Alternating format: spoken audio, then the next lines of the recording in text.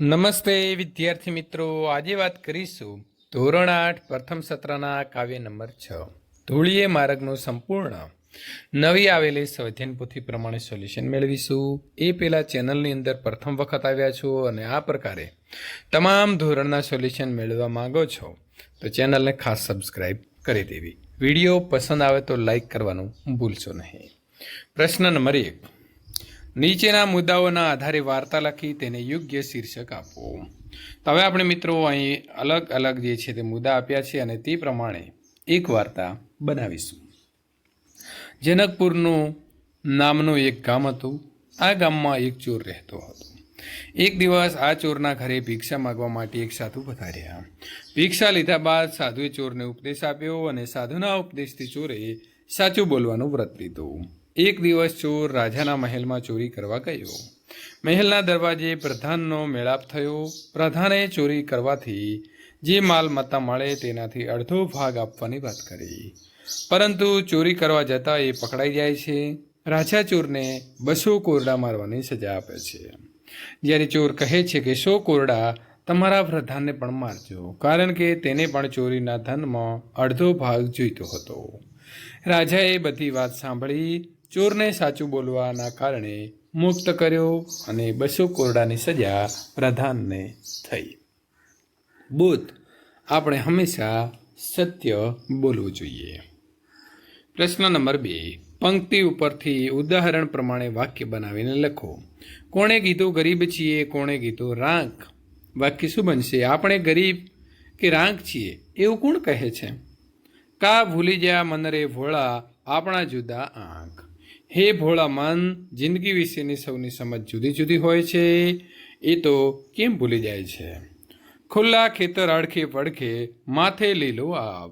તો આજુબાજુ ખુલ્લા ખેતર હોય અને ઉપર નીલરંગી આકાશ હોય। સુખ દુઃખોની વાર્તા કહેતા બાથમાં ભીડી બાત।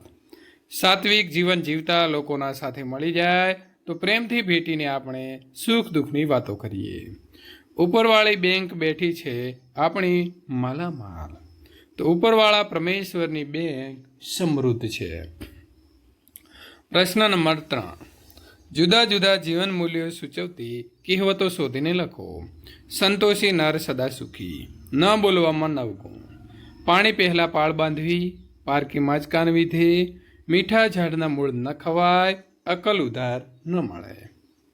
પ્રશ્ન નંબર 4, આપેલા શબ્દોનો ઉપયોગ કરીને ખાલી જગ્યા પૂરો। ધૂળીએ માર્ગે ગાડી દોડતી હતી, સામળો બળદ પાણી પીતો હતો, વીરના વાવણીએ હીરલા જડિયા રે લોલ, વાંસાળીએ કાંઈ હંસ પોપટ ને મોર, ઝુમકડે રાતા ફૂલ રે ભમર રે રંગ ડોલરિયો, મને આ ભલે ચમકતો ચાંદલો ગમે। જોડકા જોડો, ગાય તો હાથી, તઈ મોર તો ચકલી,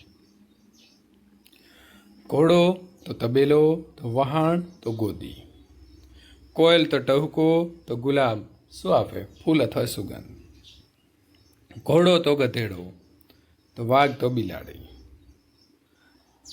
આંખ તો ચશ્મા, તો કાન તો એરિંગ।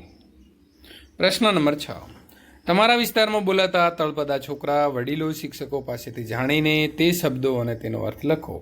સૈયા તો છોકરા, બોગરો તો શરણો, શેતર તો ખેતર અને નિહાળ તો શાળા, અજુરીયો તો રૂમાલ અને સંપલા એટલે ચંપા। અહીં કવિએ માર્ગને ધૂળિયો કયો છે। નીચે આપેલી સંજ્ઞાઓ માટે તમે કયો શબ્દ વાપરશો?